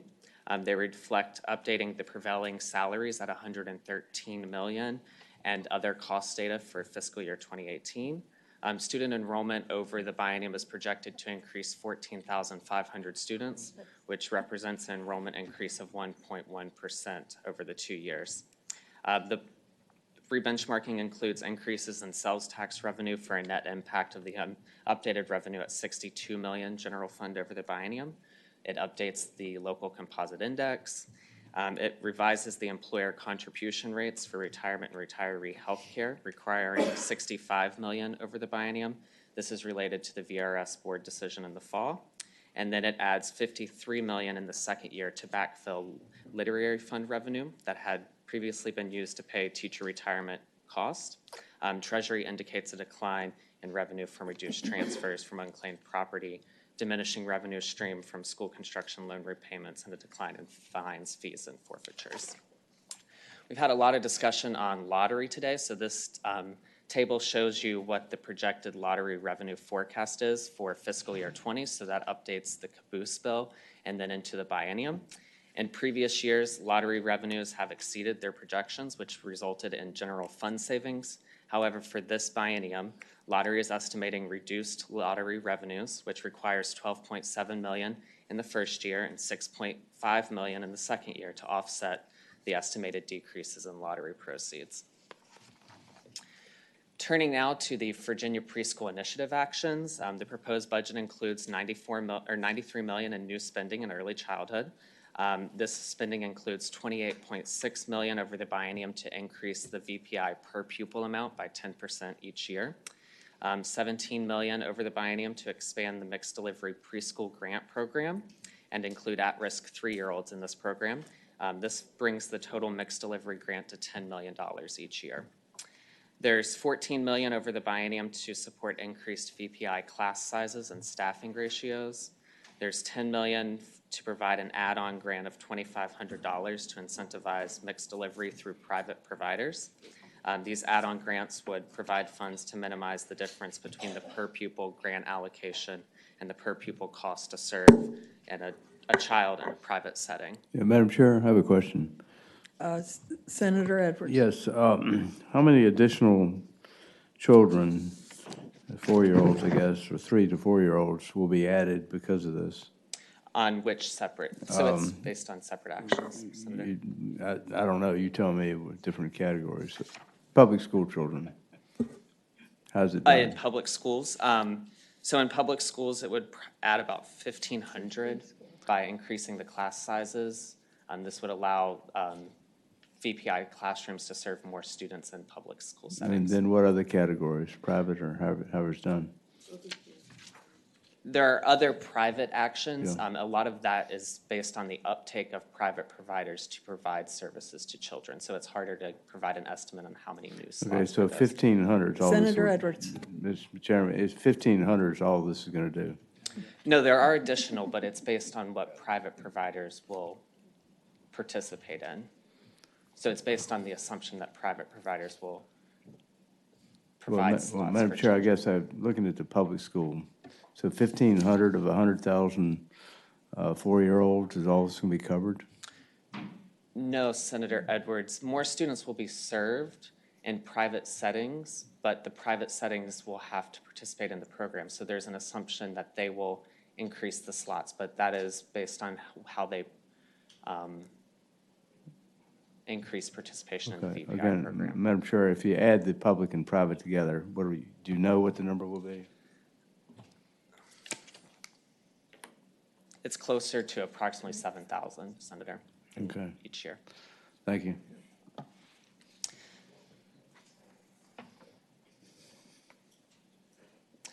Back to slide number 38, there is an early childhood educator incentive program. There's $8 million over the biennium to increase the grants for that. There's $7.3 million over the biennium to support additional VPI slots to eliminate the VPI wait list. Additionally, there's re-benchmarking language that would allow Department of Education to develop and implement a plan to biennially re-benchmark the funded VPI per pupil amount in the next budget.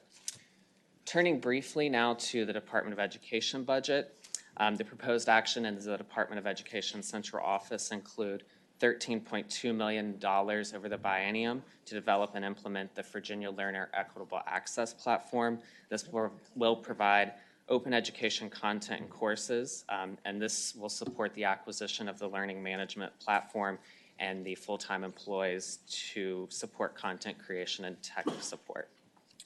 It proposes transferring the Virtual Virginia from direct aid to the Department of Education to better align with how contract payments are made.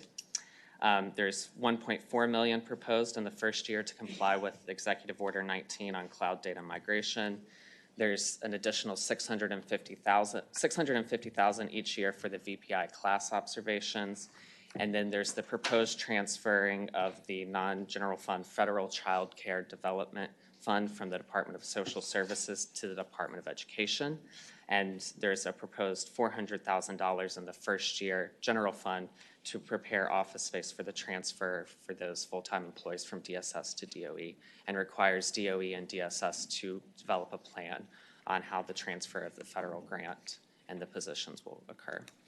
And with that, Madam Chair, I complete my K-12 portion and happy to Are take there questions for Tyler?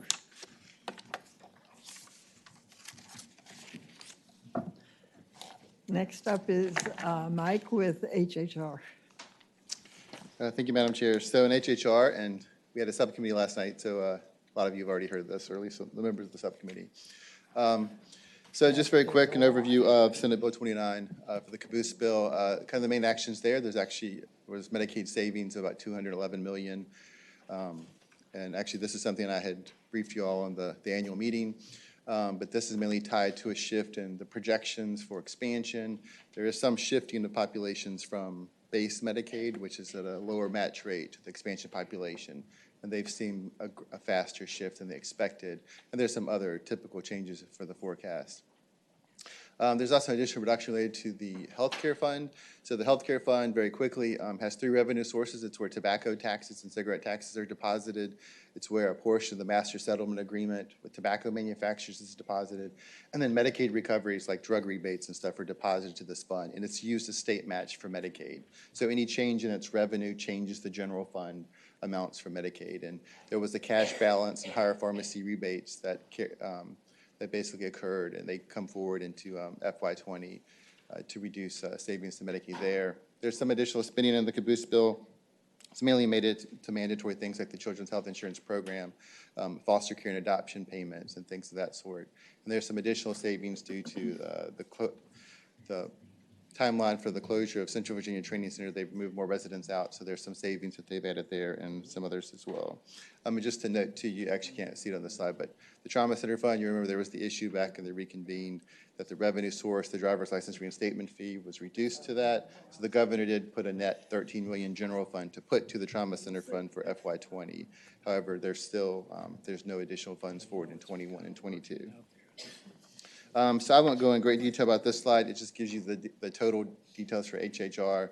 HHR in total represents about 30% of the entire state budget. So you can just see the details and kind of the growth rates there for your information. And this is just another summary slide to kind of give you an idea. Like within HHR, there's about $1.4 billion in new spending over the biennium. And about 70% of it is what we would call mandatory programs like Medicaid and the Children's Health Insurance Program. The other spending is more discretionary, it's about $300 million. So only about 22% of it is discretionary. You can see the decreases that impact Medicaid is, again, the healthcare fund, and that's primarily because the proposed increase of the 30-cent tax on cigarette taxes, as well as the doubling of the other tobacco products tax is actually included in the healthcare fund here, so you can see it. And then the other normal revenue adjustments come to the net reduction of $223 million. There's also the DOJ, the training center savings as well as they continue, as Central Virginia Training Center moves closer to closure, that's factored in as well as a few other minor things. So just to mandatory spending increases, and I'll just touch on the highlights. Of course, Medicaid, the Medicaid program itself, the normal growth is factored in there. The Children's Health Insurance Program, you remember I also talked about this at the annual meeting, as the shift under the Affordable Care Act, there was an increased federal match rate for the program, and that's returning to its normal match rate. So the state has to backfill the loss of those monies as the match rate changes. There's significant funding, over $50 million for STEP Virginia. This is the program to bring a continuum of services across all 40 CSBs to the Commonwealth related to community behavioral health services. There's continuing growth in the Children's Services Act, which is related to growth in special education private day placements.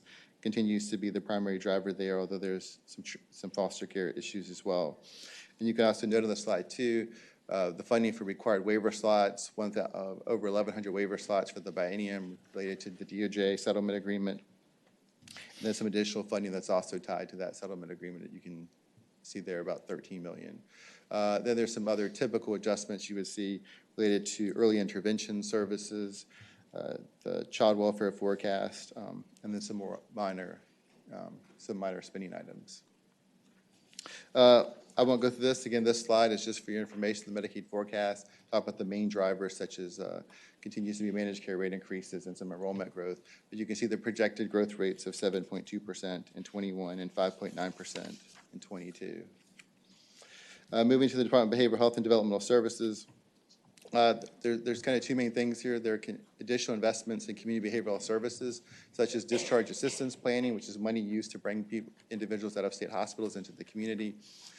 There's funding for purchasing for permanent supportive housing, which is also a major evidence-based community service initiative that we've been investing in the last few years. There's the Virginia Mental Health Access Program, which gives greater access to pediatricians to deal with mental health issues in the primary care setting. And then there's a variety of actually facility side. For the state hospitals themselves, you remember the addition of the 56 beds at Catawba that was approved several months ago. The funding for that of $19.7 million is reflected. There's also an additional almost $15 million provided for the purchase of inpatient beds for children's, because there's a lot of census pressure on the one children's hospital that the state has. And then also some others related to additional costs to the hospitals, security and safety positions under the census pressure that they're under, that they need additional security staffing. Moving to other items within the Department of Medical Assistance Services. So Medicaid redesign refers to the community behavioral health services within Medicaid, and this is a major initiative to begin to transform them to be more evidence-based. They're starting with the first 6, and it costs about $13 million per year over the biennium. There's also a proposal to add home visiting services to the Medicaid, which are currently not covered, an increase in the developmental disability waiver rates. So this only targets, this is not all of the services, this is just the 8 most integrated. So there's an investment of about $7 million there over the biennium. There's also a proposal to increase the mental health rates for professionals to 110% of Medicare to attract more individuals in that workforce. There's also the cost of managed care contract changes, and this is just a process that every year they propose multiple changes, and it's a process to reflect those adjustments in the budget and to go through the budget process. There's a proposal to eliminate the 40-quarter work requirement in legal residence. Under federal law, legal residents cannot qualify for Medicaid until they have lived in the country for 5 years. Virginia had an additional requirement that you had to work for 40 quarters, so that essentially meant it would require 10 years of living here before you could qualify. So this proposal just reduces it to the federal limit of 5 years. There's also a change. I remember the healthcare fund, a little bit of the master settlement agreement with tobacco manufacturers used to go, or a little bit of it goes to the Foundation for Healthy Youth. This just kind of reverses a budget reduction of years ago, and it restores their allocation to what it was. There's also a few other minor adjustments to the programs to extend Famous Moms as their children's health insurance program for pregnant women, changing the coverage that right now their coverage expires 2 months postpartum, and this would add it up to 12 months to try to help with maternal mortality. And there's some other minor adjustments in Medicaid as well. Just to note, DMAS, other policy adjustments, the 2 main ones that I'll just note is the proposal related to disproportionate share hospital payments, otherwise we call it DISH. So what DISH is a federal program that supports hospitals and indigent care costs, those hospitals. It's been around since the 80s. So private hospitals receive a pot of about $25 million of that, and it's a 50% state share. And this is a proposal to actually create a $32 million pot of money. However, the state share in this pot would actually come from the hospital provider assessment, which, as you all know, is what was used to fund the state share of the cost of expansion. And the purpose of this proposal is to better incentivize private hospitals to take more individuals under temporary detention orders in order to relieve pressure off the state hospitals. There's also the modifications proposed to the Compass waiver. This is the waiver that was tied to expansion. So it includes kind of the work community engagement requirement and cost sharing. Those were the first 2 components of it, and the proposal in the introduced budget is it strikes that language, and it leaves just the piece related to employment support and housing support services going forward. And then there's some other language amendments in there as well. Moving on to the Department of Social Services on slide 49. The major investment within DSS is Family First. So Family First is a federal law that for the first time will allow federal funds to be used for foster care prevention services. Prior to this, you could only use it for the cost of foster care. And what you can see is a major initiative of about almost $70 million of the biennium that invests in local staffing and social services to build prevention programs, as well as actual evidence-based prevention services. And a lot of this actually builds off work that they have already done in the Department of Juvenile Justice. They had a few good services there that are actually going to be covered here as well. There's an increase in minimum salary for local social workers, which have very high turnover rates. It's one of the select salary actions in the introduced budget. And then there's actually a variety of other systems investments that are being proposed and other things.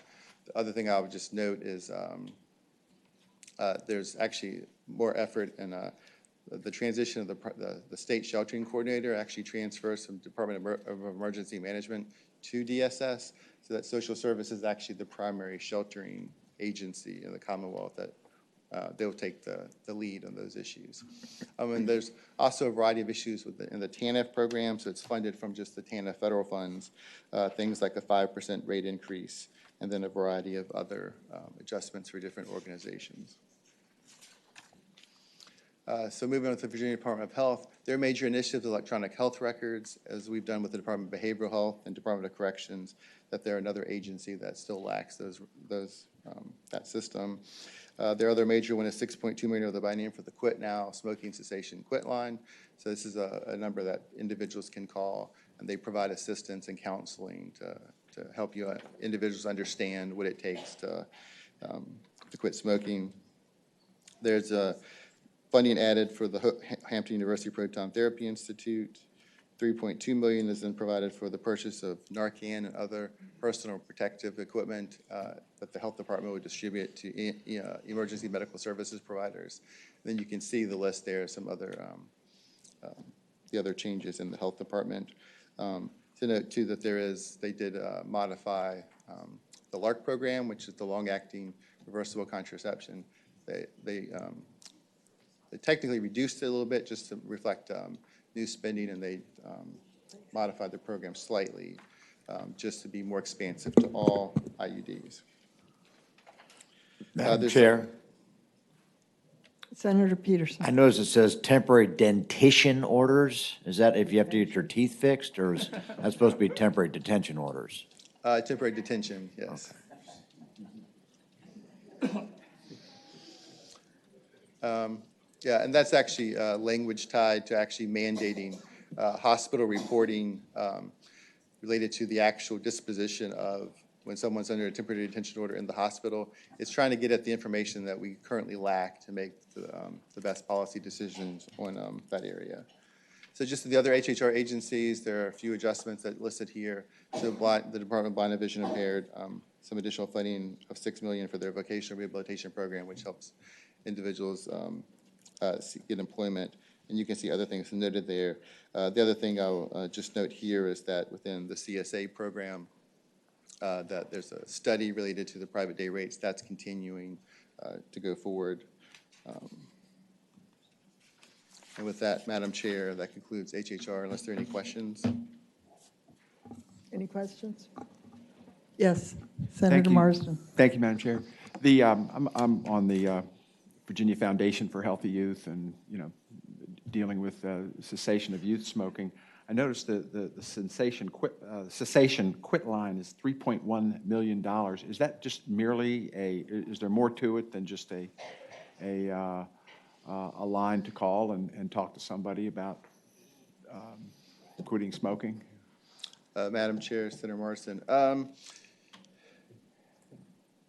I think, I mean, that's its primary thing. I think there's more extensive counseling. I think it includes follow-up of those things, but its main purpose, I think, is to educate and then to connect people to those resources. Hopefully, it can connect them to other resources, Madam Chair? Almost like a case management. Yes. Do you know how many FTEs are attached to that function? Madam Chair, Senator Marsden, so I think it's pretty much done through a contractor, because it's actually done through, it's a federal program that the states all do as well. So I think it's all with a private vendor. Okay, thank you. I can certainly get you some more information on it. If I could follow up, Senator Evan. we talked about this just a little bit in the subcommittee yesterday, and I didn't ask you this, but you mentioned cessation might include other programs. And I don't know if you know this, maybe you can tell me offline. If someone, I don't know under which agency, the cessation or otherwise, wanted to do like posters or some kind of school program for kids to get them off of e-cigarettes, do you know offhand if that would be included in the hotline, or is that something different? Madam Chair, Senator Eben, this hotline is more tied to just people calling them, that sort of thing. But I think what you're talking about is something that would be within the health department. That's part of their mission, is to educate individuals and kids about, and they probably do some of that now, but I can certainly follow up with them. Further questions? Okay. Well, we're slightly more than halfway through the briefing, and we have slightly less than half an hour to go. All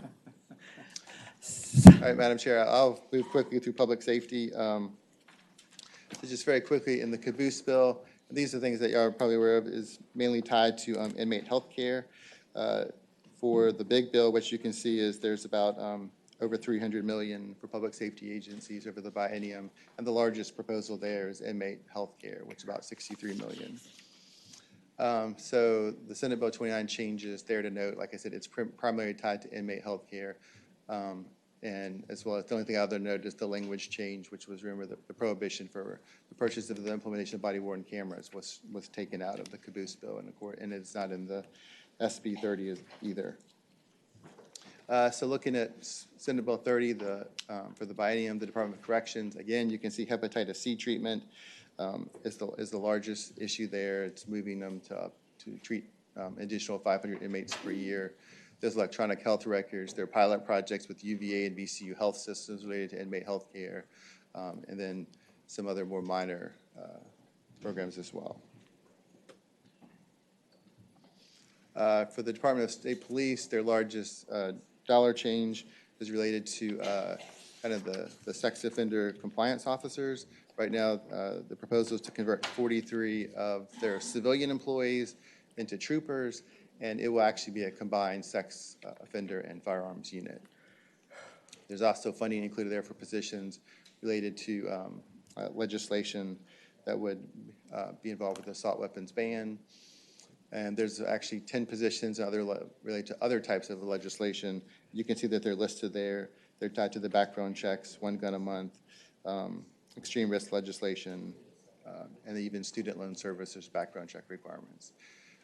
And that's pretty much the main funding for state police. For ABC, Senator Marsden. Thank you, Madam Chair.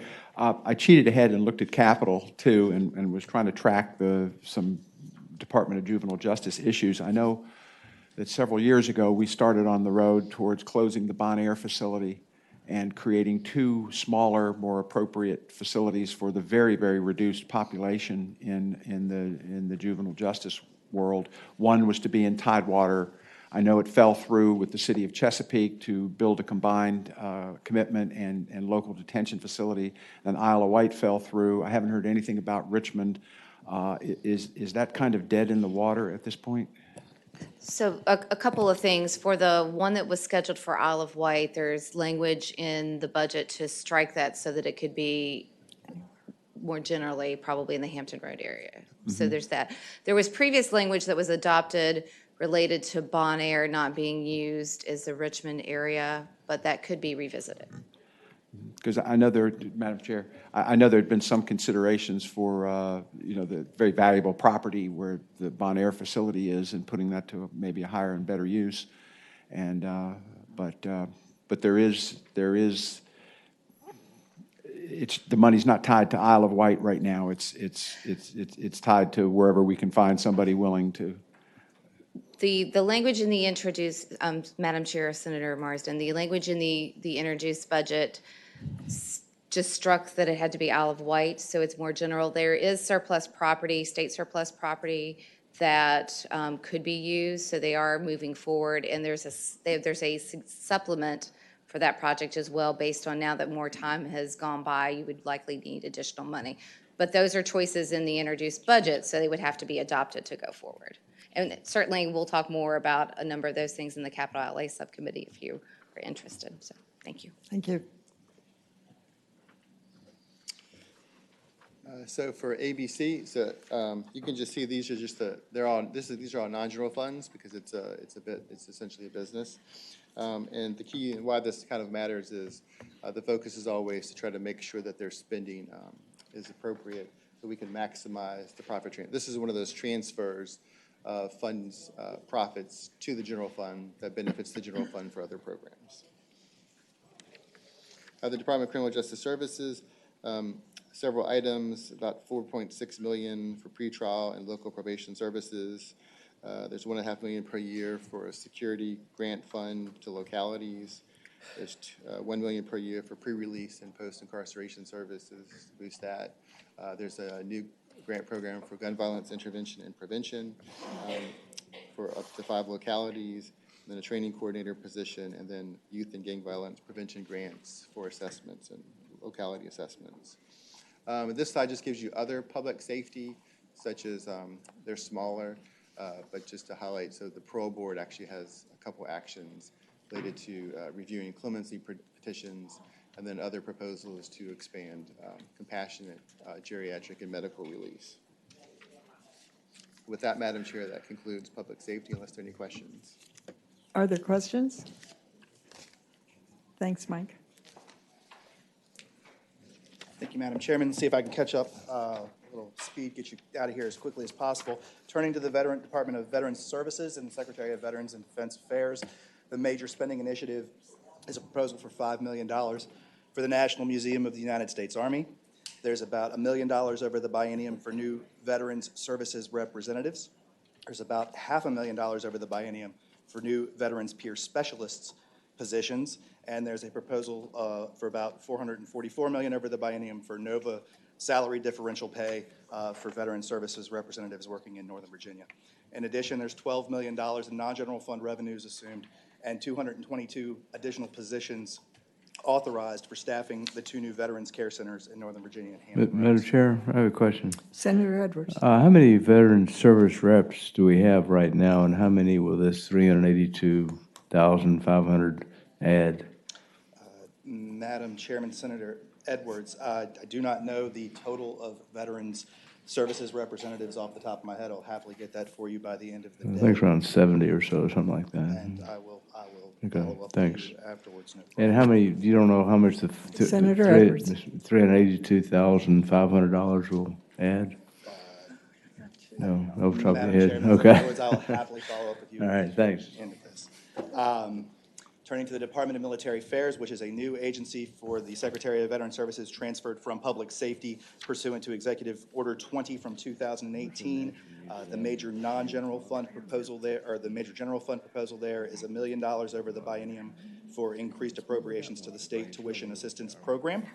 And then I would note there in the capital outlay section, there is authorization in Senate Bill 29 for acquisition of land for a Roanoke Readiness Center, and the construction of that is in pool projects. Moving forward, there's about $6 million in other non-general or in bond proceeds for improvements to the Blackstone facility as well.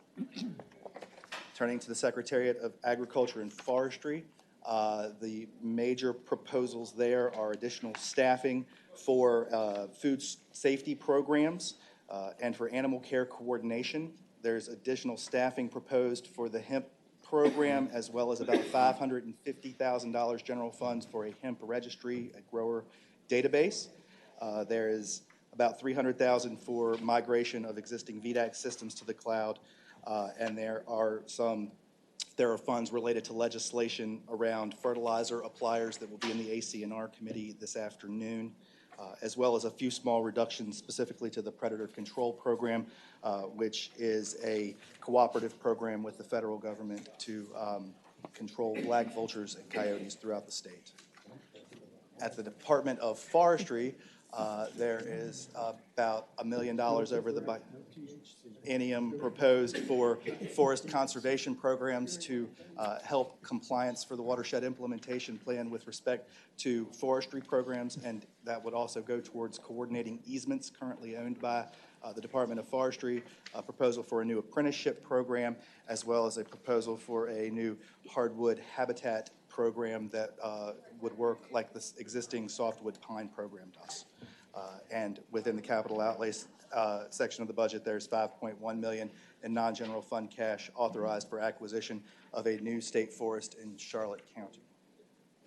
Within natural resources, there is about $180 million of new general fund spending proposed in the Secretariat of Natural Resources, the largest of which is for the Water Quality Improvement Fund, totaling $88.8 million over the biennium in cash. In addition, there's about $570 million in non-general funds and bond proceeds authorized for capital outlay projects in natural resources.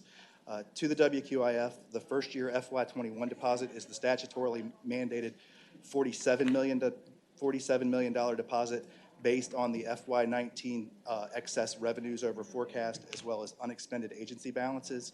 $41.8 million in fiscal year 22 is a discretionary deposit. The end objective is attempting to provide a stable level of funding of approximately $35 million for agricultural best management practices.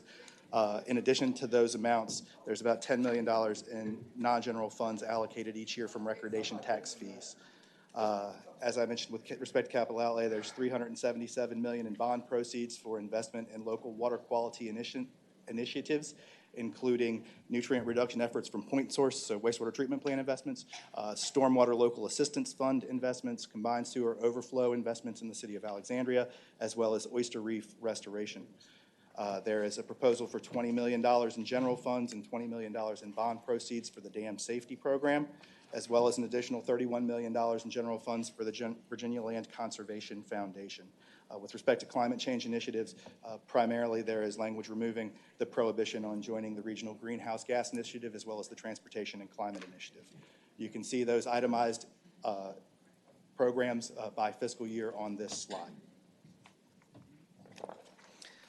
Turning to the Department of Environmental Quality, there's around $13 million a year of general funds in new staff and new funding to fill existing authorized positions of about 45 FTE across the water, air, and land programs. There's new funding proposed for the solid waste permitting program. There's additional about $1 million over the biennium for the biosolids program. There is $2.7 million in each year proposed for environmental justice and outreach programs, setting up new staff focused on this issue in each of the DEQ regions. And there is a proposal for almost $2 million in each year to provide additional staff for the stormwater engineering program to go along with the authorized $182 million in stormwater bonds. Turning to the Department of Historic Resources, the major initiatives there are funding for support of 3 museums, the Freedom House in Alexandria, Maymont in the city of Richmond, and Monticello in Charlottesville, as well as smaller amounts authorized for IT enhancements, staff salary adjustments, and to improve the cemetery preservation program, which is currently done on an ad hoc basis. There is legislation to accompany those improvements. At the Marine Resources Commission, there are some small staffing adjustments that are proposed primarily around the initiatives that are funded through bond proceeds and capital outlay. Sorry to move so quickly. Turning to transportation.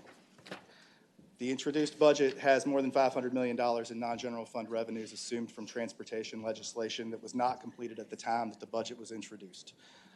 Those revenue sources will likely change, and the amount of revenues available for transportation will change accordingly as the bill moves through the committee process. The bill will certainly has been referred to Finance and Appropriations and will be taken up as we move through the session, I would assume at the subcommittee level later on as we get into the meat of the session. As was mentioned by Charles, the assumptions resulted in $122 million in general fund resources from raising non-general fund revenues to supplant current general funds spent in transportation programs. With respect to metro programs, there is a series of proposed amendments to transfer WMATA funding from VDOT to the Department of Rail and Public Transportation and increase the funding provided to WMATA for a funding level of approximately $160 million each year. Their introduced budget contains language authorizing $50 million in the first year for transit initiatives to be identified by the Secretary of Transportation. Again, this was tied up in the fact that the budget was due to the printer prior to the completion of the development of the legislation. And $50 million will be allocated to the Commonwealth Mass Transit Fund to support steady and stable funding for Metro, consistent with the federal agreement. So the $50 million there will replace bond proceeds currently provided and match both DC and Maryland, as well as the federal government, for a total of $300 million in Metro funding. Other transportation proposals, Senator Marsden, you mentioned on the floor yesterday, Real ID implementation.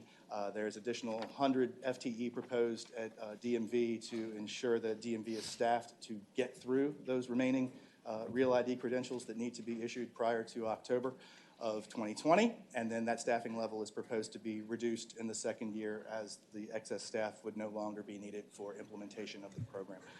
There is also a proposal in Senator DMV. Marsden. Now, when would those positions be eligible to be hired?